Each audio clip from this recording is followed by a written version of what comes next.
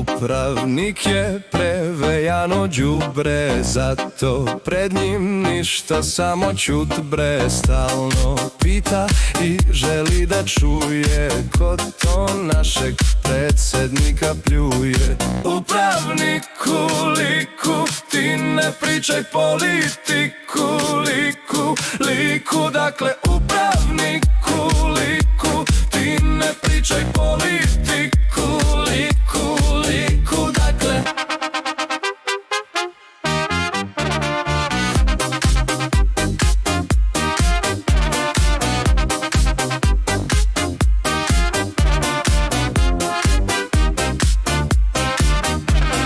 Upravnik je glasač prve klase i sve radi, sve zbog svoje kase. S tobom dobar, a onda te druga, zato ćuti i manja je muka.